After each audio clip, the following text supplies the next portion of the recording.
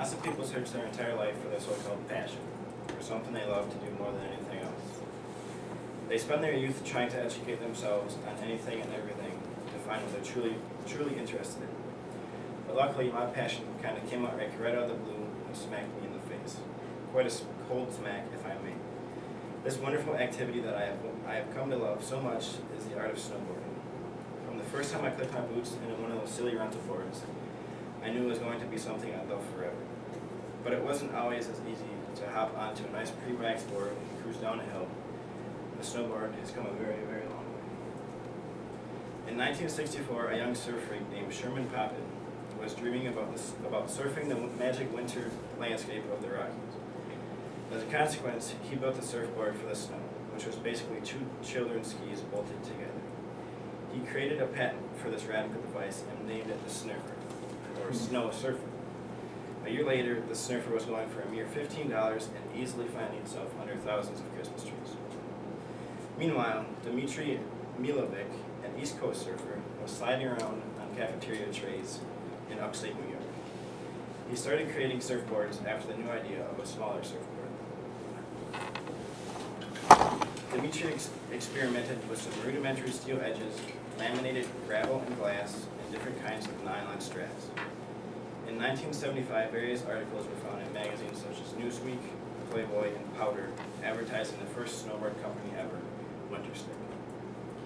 Within 5 years, Dmitry's company was broke, mostly due to the fact that the so-called snowboard hadn't exactly been invented as a sport.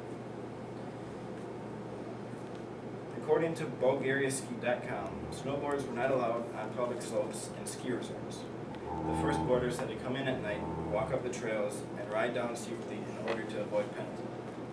Thus brings out the name Jake Burton Carpenter. Burton probably rings a bell to most of the people in this room, due to the fact that it's basically the largest snowboarding company in the world. Jake came into some inheritance money and started creating this business in 1977, creating boards out of polyethylene and fiberglass, complete with water ski, foot straps, and control ropes. He did not succeed at first due to the high price of a board at $38, but it started a base that grew into the industry it is today.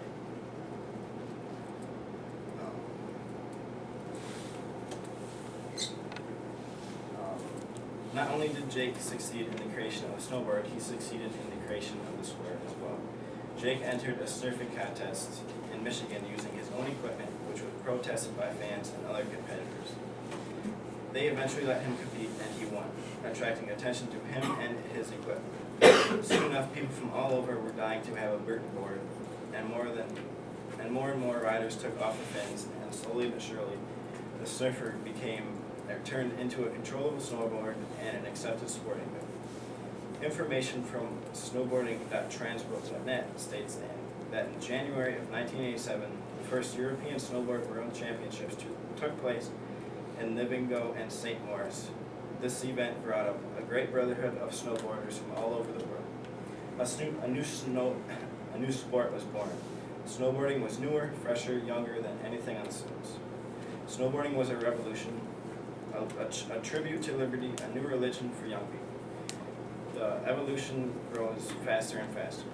Rounded tails, hard boots, plate bindings, powder boards, race boards, freestyle boards, asymmetrical boards, twin tips, fancy bindings, fancy colors and designs, the art of carving, half pipes, modules, and downhill. And yet, in the same year, only 7% of American ski resorts permitted snowboarding on their slopes. They reluctantly accepted the White Rush and began building half pipes and organizing events and contests to attract a new fan. According to ESPNGO.com, the first Winter X Games were held in 1997 at the Snow Summit Mountain Resort in Big Lake, California. A group of 25,000 appeared to witness them, the amazing events taking place on the fresh powder. A year later, the Olympic Committee agreed to make snowboarding an Olympic sport. Obviously, the popularity has grown tremendously within the past 10 years. Returning to Aspen, Colorado for the 11th year, Winter X Games Aspen 2012 featured over 200 athletes competing in 19 disciplines. A world record of fans attended the event, reaching over 108,000, the second highest in X Games history.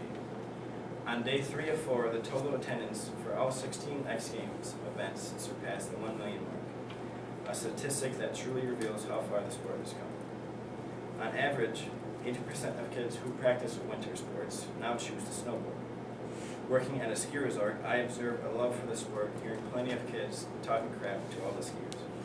I would not be surprised if today's youth asked the older generation, "Hey Grams, why did you cut your snowboards in half when you were young?"